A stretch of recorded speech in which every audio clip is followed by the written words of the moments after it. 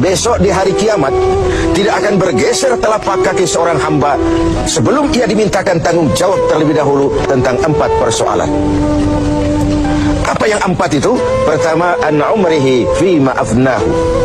Umur yang diberikan kepadanya akan dimintakan tanggung jawab kelak di mana umur itu dihabiskan. Diberikan umur 30 tahun ke 40 tahun, 50 sampai 70, 100 bahkan. Sejak kita akil balik sampai ajal datang merenggut nyawa, di mana umur itu dihabiskan. Kita sering main-main, padahal waktu berjalan terus. Kita sering lalai dan lupa, padahal malaikat maut tidak pernah lalai dan lupa.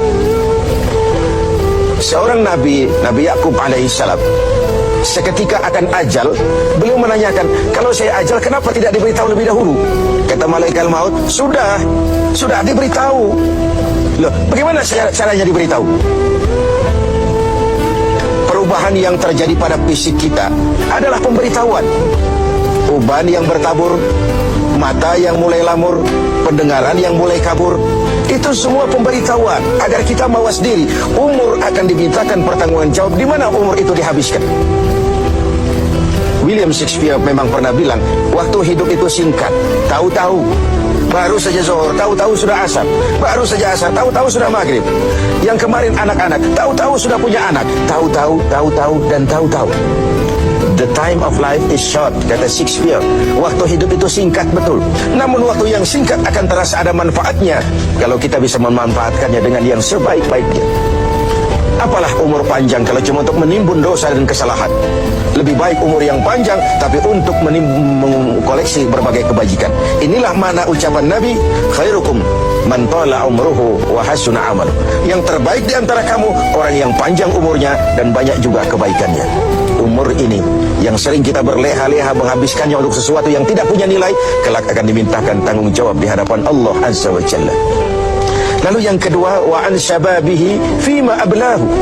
Masa muda, pernah diberikan umur muda, di mana dihabiskan umur muda itu?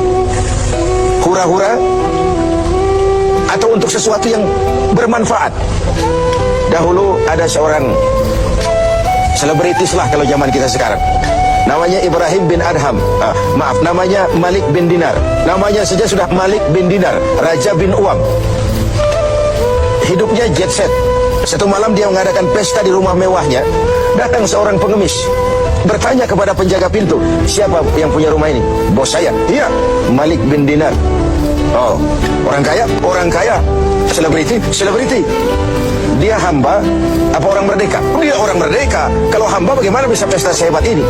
Orang tua itu senyum lalu bilang, sampaikan kepada bosmu Malik bin Dinar, dia memang orang merdeka. Kalau dia hamba bukan seperti ini pekerjaannya. Dia orang merdeka, dilarang tidak terlarang, dicegah pun tidak tercegah. Merdeka dia memperturutkan hawa nafsunya. Kalau dia hamba Allah, bukan begini pekerjaannya. Menghabiskan waktu untuk pesta hura-hura, sesuatu yang tidak ada gunanya. Ini disampaikan kepada Malik bin Dinar. Dia tercenung mendengar orang tua yang misterius itu. Malamnya dia bermimpi kiamat datang, dia akan masukkan ke dalam neraka. Karena itulah lalu dia bertaubat dan kemudian menjadi ahli sufi yang terkenal, Malik bin Dinar. Masa muda akan dimintakan tanggung jawab. Yang ketiga, wa an ilmihi maza amilabi. Ilmu yang dimilikinya, kemana ilmu itu diamalkan? Untuk mencerdaskan orang atau untuk membodohi orang yang memang sudah bodoh? Untuk membimbing umat atau menyesatkan orang lain? Agar hamba menjadi hamba Allah atau agar orang menghambakan dia? Ilmu akan dimintakan pertanggungan jawab. Yang terakhir, wa an malihi min aina iktasabahu wa fima anfaqahu. Kita akan dimintakan tanggung jawab tentang harta kita. Dari mana harta itu didapat dan kemana harta itu dibelanjakan. Perhatikan yang terakhir ini. Tentang ilmu, pertanyaan akhirat cuma satu, ilmumu kau amalkan untuk apa? Tentang umur, pertanyaan akhirat pun satu, umurmu kau habiskan di mana?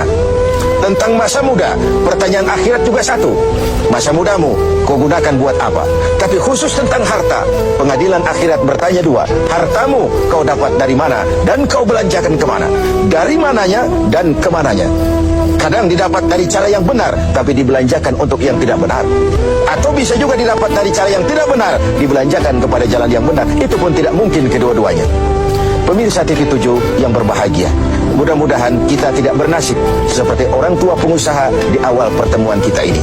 Semoga kita menjadi orang yang bisa mempertanggungjawabkan baik umur, masa muda, ilmu pengetahuan, dan harta yang dititipkan Allah kepada kita. Tidak satupun